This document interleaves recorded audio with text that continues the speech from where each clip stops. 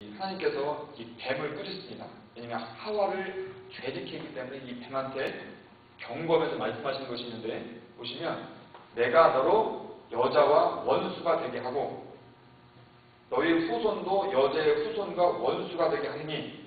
여자의 후손 누구입니까? 예수님. 여자의 후손 예수님은 내 머리를 상하게 할 것이요 너는 그의 발꿈치를 상하게 할 것이다. 이런 말씀을 하셨습니다.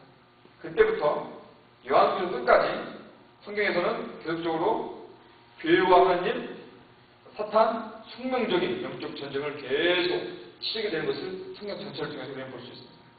근데 문제가 뭐냐면 오늘 많은 그리스도인들이 이 영적 전쟁에 대해서 너무 민감하지 못하다는 것입니다. 그저 아프다, 그저 사업이 안 된다, 그저 인간관계가 안 된다, 그저 몸이 피곤하다, 이렇게만 생각하는 것입니다. 영적 전쟁을 보지 못합니다. 자신들이 지금 영적 전쟁에 이 전쟁을 하고 있는 한복판에 지금 있다는 것도 알지 못하고 내가 지금 막 공격받고 있는 것도 지금 알아차리지 못한다는 것입니다. 그래서 원인을 엉뚱한 데 찾는 거죠. 줄 수밖에 없죠. 그래서 우리가 깨어서 믿음의 성한 싸움을 해야 되는 것입니다. 베드로전서 5장 8, 9절을 보면 근신하라 깨어라 너희 애종 마귀가 누구처럼 우는 사자처럼. 왜 웁니까? 배고파서. 그걸 잡아먹으려고 우는 사자처럼 두루 다니면서 누구를 잡아먹는 자, 삼킬 자를 막 찾고 있는 찬날이 너희는 믿음을 굳게 하여 이렇게 됩니다. 어떻게 하냐니까 마귀가 삼켜 먹을 자를 찾으려고 우는 사자처럼 돌아다니면서 찾고 있다는 것입니다. 이것이 영적 전쟁의 실체입니다. 안디옥교회에서 성령의 인도함 받아서 두 사람을 세워서 그들에게 안수하고 그 선교지로 파송해서 선교 역사가 시작되었습니다. 그런데 그 선교 역사의 첫 출발은 무엇의 출발이냐면 영적 싸움의 출발이 되었습니다. 선교의 시작은 영적 싸움에서 시작됩니다. 영적 싸움에서의 승리가 선교의 출발입니다. 영적 싸움의 그 현장이 어디냐면 선교의 현장인데, 복음이 전해지는 현장인데, 그것은 성령님의 권세가 있어야 그 복음의 전투가 가능하게 됩니다. 그리고 그 악한 권세가 결박되면 이때 또 복음이 더 크게 확장돼요. 이 복음이 진행되는 과정은 단순히 우리가 아는 아무것도 없는 곳, 모르지않은 수도 지역, 여기만 진행되는 것입니다. 이런 복음의 역사가 가장 치열하게 싸우는 것이 어딘지 아닙니까? 여기. 내 안. 얼마나 복음의 역사가 내 안에서 강하게 싸우는 겁니다. 성령께서 막 나를 복음의 삶을 살도록 하시는데 옆에서 내 자아를 계속해서 방해해서 수없는 갈등이 있는 것입니다. 나는 매일매일 영적 갈등이 있는 것입니다. 이 영적 갈등을 승리하지 못하면 밖으로 나가는 선교를 하지 못한다는 것입니다.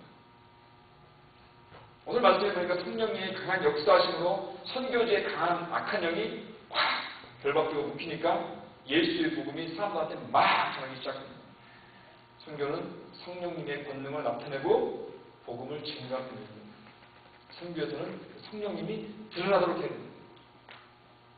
프로젝트가 드러나는 것이 아니라, 사람이 드러나는 것이 아니라 성령께서 드러나야 됩니다. 그 선교의 선상에 있는 사람들은 항상 성령 충만한 것들을 유지해야 됩니다. 그래서 우리가 선교를 하려고 한다면 우리는 성령님의 충실한 도구가 되어야 됩니다. 그래야 복음이 증거되고 그래야 승리하는 것입니다. 내가 성령 충만하지 않으면, 내 안에서 전혀 성령 충만이 나타나지 않으면 그 선교 역사는 없는 것입니다. 주님께서 우리를 그분의 증인으로 부르셨습니다. 오늘 본문 내용을 근거로 한다면 그분께서 그분을 드러내는 자로서 우리를 부르셨는데, 그렇다면 우리는 우리 안에 성령의 권능 역사를 지니고 살아야 됩니다. 그것이 어떻게 가능합니까? 그것은 매일매일 성령님께 대한 철저한 복종, 그분의 의지에, 그분의 뜻에 철저히 따르려는 겸손함이 내 안에 바탕이 되어야 됩니다. 그래야 내 안에서 성령의 권능 역사가 드러나는 것입니다. 승리는 그분께서 하십니다. 예수님은 승리만 하십니다. 그분이 승리하십니다. 그런데 우리는 예수님이 승리하시는데 대신에 우리는 그분의 승리의 도구가 되는 것입니다. 우리를 통해서 그분께서 승리하시는 것입니다. 그분의 그 권능의 통로가 될 수 있다는 것입니다. 이 도구가 사용자의 손에 잘 맞고 익숙해져야 됩니다. 그래서 우리가 우리 삶이 언제든지 그분께서 원하시는 대로 언제든지 잡아서 사용할 수 있는 대로 준비되어 있어야 됩니다. 그래서 그분께서 그분의 권능을 살피시는 것입니다. 이런 것을 어떻게 가능하면 지속적인 성령님께 대한 훈련, 성령님께 대한 복종, 겸손의 훈련을 통해서 이루어진다는 것입니다. 그렇기 때문에 우리는 매일매일 지속적인 경건의 연습과 훈련이 그래서 필요한 것입니다. 이 훈련의 과정을 우리는 다른 말로 성령 충만의 과정이라고 부르는 것입니다. 안디옥 교회가 성령님께 대한 지속적인 순종이 있었기 때문에 그들은 금식하고 기도할 수 있었죠. 그런 가운데 말씀하시는 성령의 음성을 그래서 들을 수 있었습니다. 그런데 그 들은 말씀을 무시하지 않고 또 복종했습니다. 그래서 두 명의 선교사를 파송했습니다. 또 그분은 순종해서 하나님 권위의 요소를 나타냈습니다. 복종, 순종의 연속입니다. 지속적인 훈련이었습니다. 영적 전투이기 때문에 기억적으로 전투를 하는 것입니다. 전투는 꾸준한 노력을 이룰 수 있습니다. 오늘 이쪽으로 이만큼 나갔다가 내일 다시 후퇴하면 전쟁을 치는 것입니다. 전투는 매일 앞으로 전진하는 것입니다. 오늘 내가 실컷 했으니까 잠자고 있어서는 전투가 될 수 없습니다. 마음대로 쉬고 마음대로 돌려고 마음대로 누워서 이길 수가 없습니다. 긴장을 놓으면 안 됩니다. 우리는 왜냐하면 전쟁터에 있는 자들이기 때문입니다. 우리는 우리 왕대신 앞에서 우리를 끌고 가신 예수님의 뒤에서 바짝 쫓아가서 계속적으로 전진해야 됩니다. 그것을 위해서 우리는 매일매일 성령 충만을 이루어야 됩니다.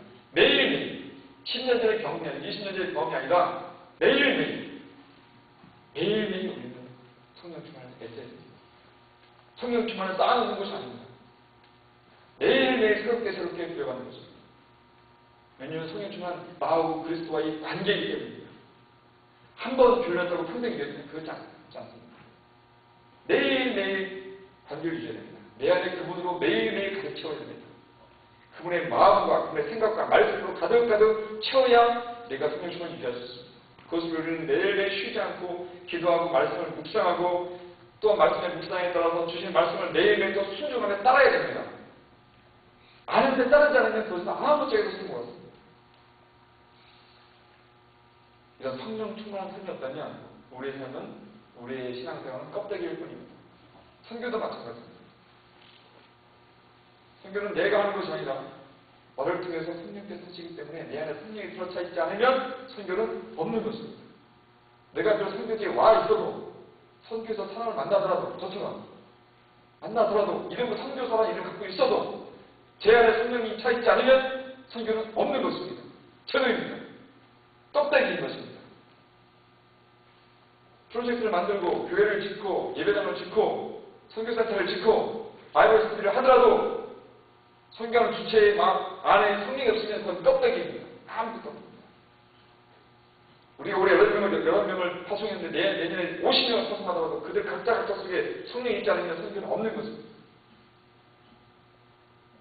우리 모두 공동체가 그래서 성령 충만해야 됩니다. 내 안에 일어나고 있는 선교 역사 이런 걸 느끼십니까? 지금 내 안에 하나님께서 나를 향해 선교하는 그 노력이 느껴지십니까? 나를 변화시키려고